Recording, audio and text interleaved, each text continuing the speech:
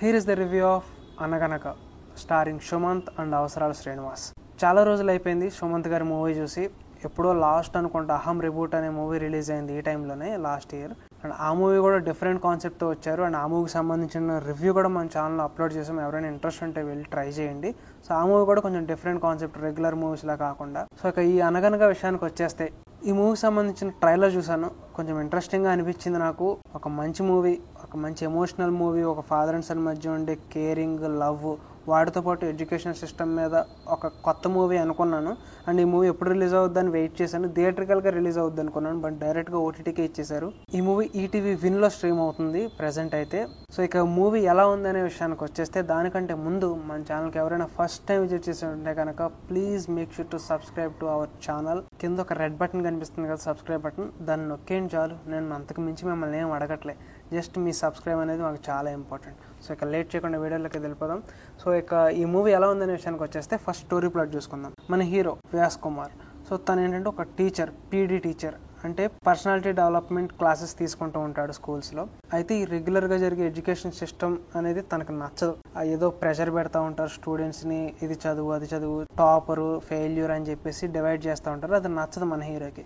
So మన hero ఏంటంటే కొంచెం జోవియల్గా ఏ మూవీనైనా స్టోరీగా చెప్పాలి అని అనుకుంటాడు. సో ఫైనల్గా తను అనుకున్న గోల్ ఏంటి, ఆ గోల్ని రీచ్ అయ్యాడా, అసలు ఎడ్యుకేషన్ సిస్టంలో చేంజెస్ తీసుకొచ్చాడా లేదా అనేది మనం మూవీ చూసి తెలుసుకోవచ్చు. అండ్ అలాగే ఫాదర్ అండ్ సన్ మధ్య ఉండే బాండింగ్ ఏంటి, ఆ చిన్న ఫ్యామిలీ మధ్యలో ఉండే బాండింగ్ ఏంటి అనేది మనం మూవీ చూసి అయితే తెలుసుకోవచ్చు. సో ఇది ఈ స్టోరీ అయితే. ఇక మూవీ ఓవరాల్గా ఎలా అనిపించిందంటే, నాకు బాగుంది గైస్, డీసెంట్ వన్ అనిపించింది నాకు. అండ్ వాటితో పాటు ఇంకొన్ని ఫ్లాస్ కూడా ఉన్నాయి, అవేంటో కూడా ఇప్పుడు డిస్కస్ చేద్దాం. అండ్ ఈ మూవీ పాజిటివ్ విషయానికి వచ్చేస్తే, ఎమోషన్.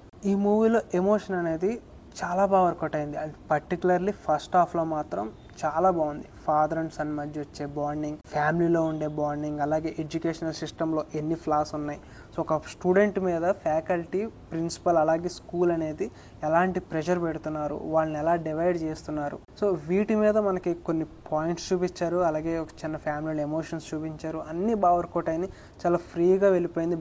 బ్యాక్గ్రౌండ్ మ్యూజిక్ అండ్ అలాగే టెక్నికల్ డిపార్ట్మెంట్, ఇవన్నీ కూడా ఫస్ట్ హాఫ్ చాలా నీట్గా అనిపించింది. నాకు ఇంటర్వెల్ వచ్చేటప్పటికి అరే ఒక మంచి మూవీలా అనిపించింది. నాకు ఫుల్ సాటిస్ఫైడ్ మూవీలాగా అనిపించింది నాకు first half. But second half విషయానికి వచ్చేసేటప్పటికి ల్యాక్ ఆఫ్ ఎమోషన్స్, ఎక్కడో కొంచెం ఎమోషన్స్ మిస్ అవుతుంది. ఫైనల్గా మూవీ కంప్లీట్ అయిపోయే టయానికి ఏదో చిన్న డిస్సాటిస్ఫాక్షన్.